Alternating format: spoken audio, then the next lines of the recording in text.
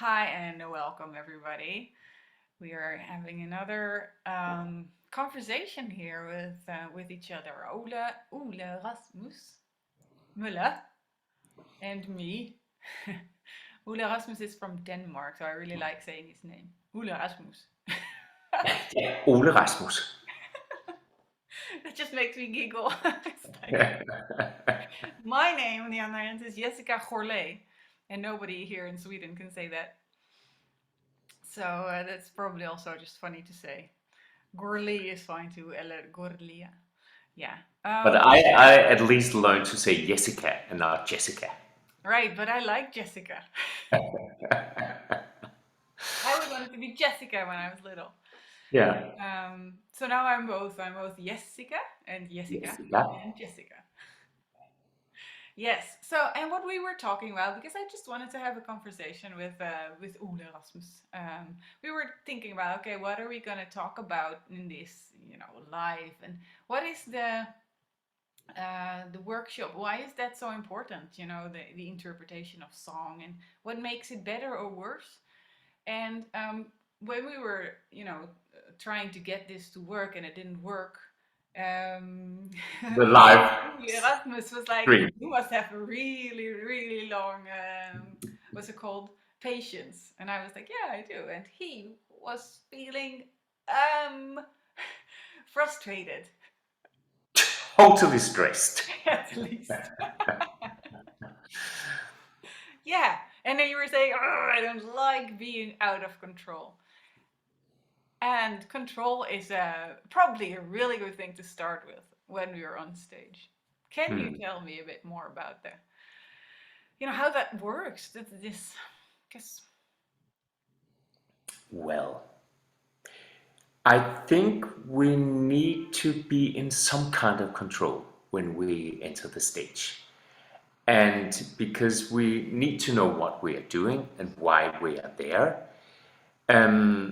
But we need to loosen it up as well in order to be spontaneous. Because if everything is like, I do this and then I do that and then I think this and then I hit that note in that way, it gets super boring.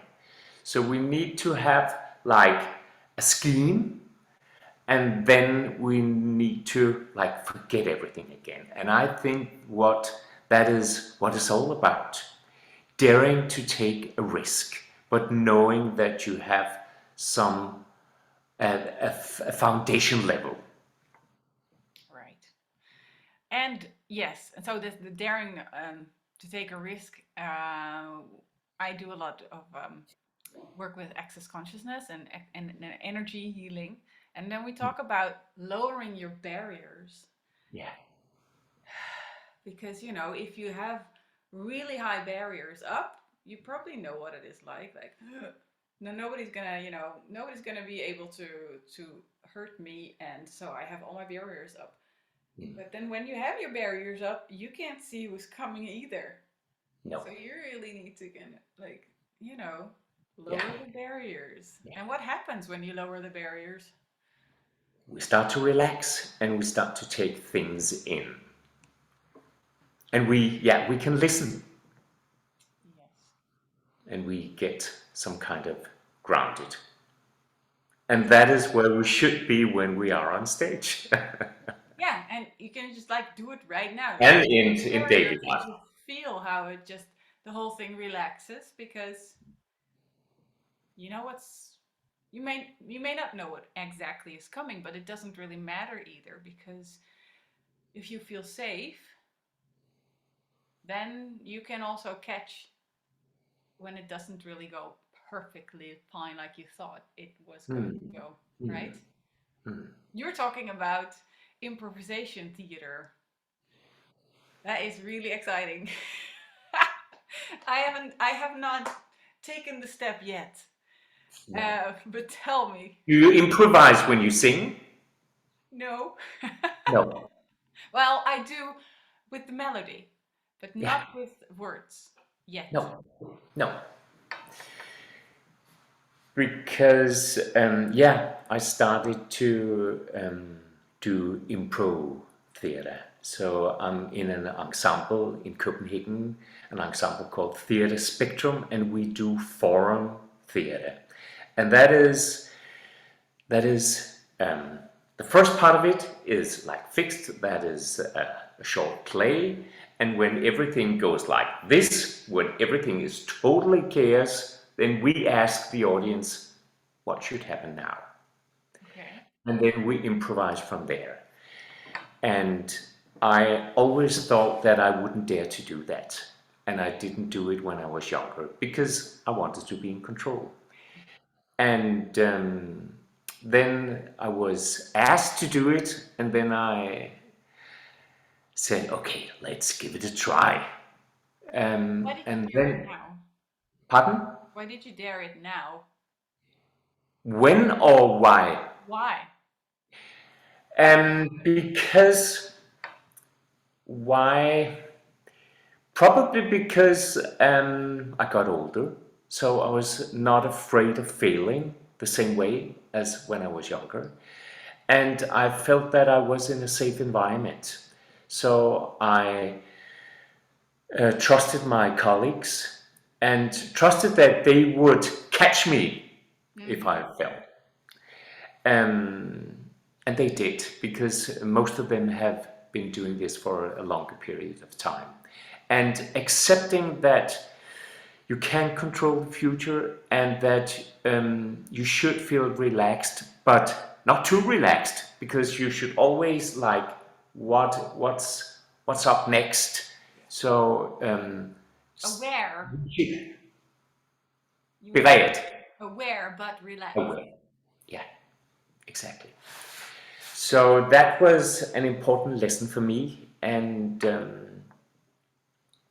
we know each other from the teaching environment because we're both teachers.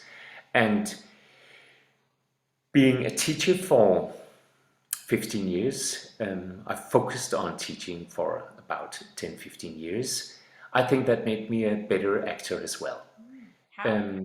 Because that's the same thing. I don't know what the students expect from me. So I'm asking them, what do you want?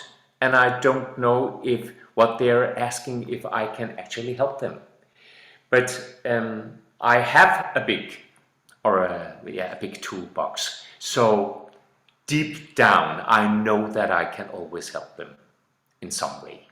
So trusting that made me relax. And then I started to listen what they actually wanted from me or what they expected from me, instead of thinking, okay, I stick to my plan without listening and I make them do this or that, because that's not interesting for neither me or the students. Do you No. agree? Yeah, totally. And I really I like. had a singing teacher when I was Go, I go. had a singing teacher when I was younger who like, you need to do this and you need to do it in that way and it should sound like this and all that. So it was all about her taste and she was so ambitious on my behalf. And I was 23 and I thought, okay, she knows best. Oh yes, yes, absolutely. Yeah. She Yeah, I did. like that actually about this teaching that we do now. That was what I really liked about the Complete Vocal Institute. Like, what do you like? Instead of what do I like? I'm the teacher. I know everything. But it was also, yeah, being daring and daring to give up the control. Because I've always been really afraid of failure, and now that I'm getting older, I also feel like more relaxed, and it doesn't matter as much, but I can still feel it. The fear of failure is huge. I might just not call someone because I might just, fail in. And what is there to fail? I might not go walk in the woods because I don't know where to walk. Where's the best spot? And then my friend was like, "How can you walk wrong in the woods?" Yeah. Yeah. So yeah, but with the teaching, you don't know what's gonna happen, and for them it's kind of new too because they have to come up with the song. Yours two students, I guess too. Like, it's not like I'm going to tell you what you're going to sing. It's like, No. what would you like to sing? Yeah, but they know beforehand already what, that I want them to pick a song. Exactly. So it's not a total surprise. And I think when you asked before, I think if we should like get the essence of what it is about, I think I I started to listen. And listen is probably what it's all about. When you're a teacher, when you're a musician, when you are an actor. So When if you're you a really therapist listen, also. pardon? When you were a therapist also. Exactly.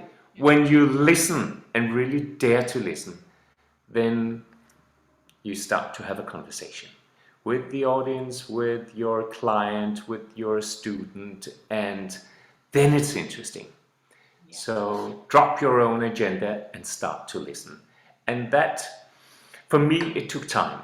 Mm, I need to grow up first. yeah. Mm. And like prestera, Yeah. is in like you have to perform, or you have to show up and do the right Yeah. thing. And if you let go of that, then something else is possible also. And let the other person come in. Mm. So when you're on stage and you are going to perform,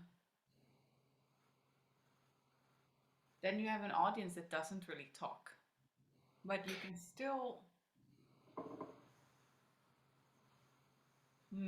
imagine maybe what people are, what you would like them to, how they are going to react to the song. That's Yes, interesting. of course you can. So you can imagine that you have a conversation with an imaginary partner. But I think that's when you have like amateur theater Mm. and you have a professional production. I think one of the differences is that an amateur who loves theater and wants to be good at it, he or she have learned her lines or his lines, and they know what they are saying. Mhm. But they seldom listen. And if something goes wrong, then they don't know what to do because they planned it differently. And I think that is something you learn when you get experienced, and amateurs never get there because they do it like now and then. Yeah, you Yeah, gotta just like yeah, put your nose to the grindstone and practice it. yeah. And the amateurs is great because it's all about what they love. But you know what I'm talking about, don't you? Yeah. So the difference is that, and I did that as well when I started out. I knew I was singing the same or the song exactly the same way all the time because then I knew I was safe. Or I knew if I phrase my line this way, I will probably get a laugh or that sounds good. But that doesn't, that, that gets quite boring in the long run. Yeah. And I Oh think man, we I've have a never done tendency that. to do that. I'm always winging everything. I'm really the opposite. That's kind of funny. But I Yeah, always also keep on making mistakes because I'm not doing the work. I always feel like, but I can surely do this. yeah, And then I'll, wing mm, it. And I don't know. I don't know if it's wrong or right. Sometimes I was talking yesterday in my own Facebook, not Facebook, but Instagram live, whatever it was, about what is your wrong. Your wrongness is your strongness. mm, So what mm, if my wrongness, where I think that I always make a mistake, or I always I don't always know 100% the lyrics or the chords, and I up, beep up. mm. um, what if that is my strongness, and that helped me at least get online, because otherwise I would just not even get online anymore or on the stage, because No. I was never gonna remember everything, and then you just end up in your own room instead of on stage. Yeah. So that helped me, just like Yeah. But I get you. and okay, so what if it's wrong? Is the world going to go under? No. No. No. What's No. the worst that can happen? Exactly. And what is wrong and right and all that stuff. Exactly. Yeah. So Yeah. we will probably talk a lot more about that, wouldn't we? Like, Yes. it's nice to have structure and it's nice to have a plan. And when we have that, then we need to like let go and dare to be spontaneous, Yep. because that is where it's happening. Totally. Yeah. That's gonna be really lovely to have, like, just like a conversation workshop. It's just like a communication, a listening workshop, like a workshop where we can listen to each other and learn, Mm. and just be open and have our barriers down. Mm. Hmm? And we're going to have that, you and I. Let's go. I'm looking Yeah. very much forward to it. Yeah, hopefully a lot would like to join us. Yeah, I hope so too. So Mm. Mm. anyone, if you know anyone listening, if you know anyone who would be interested, otherwise we can also do one online later. But now we have Good. to, just do one. We're gonna do one in Linköping, so Yeah. everybody is welcome with their somewhere, like, put your name somewhere, send it to me or even to Ole Rasmus, but just Yes. send it to me. And maybe we should mention that I do not speak Swedish, but I have a summer house in Småland, in Vetlanda kommun. So I actually understand everything. So the language shouldn't be an issue. No, but if we have some English speaking people, Yes. we'll have to talk. Yeah, I'm just mentioning it. We can talk like Danish, Swedish, English, whatever. Whatever. Dutch, of course. I'm very bad at Dutch.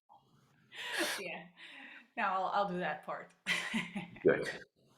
Yeah. No, exactly. So, but yeah, share this live or what is it called? This conversation if you think that anyone might be interested, and we'll see you soon. Yes. Hopefully. Yay! Yes. Thank you Right. very much, Rasmus. I'm so looking forward. Take care. See you. Bye. Bye.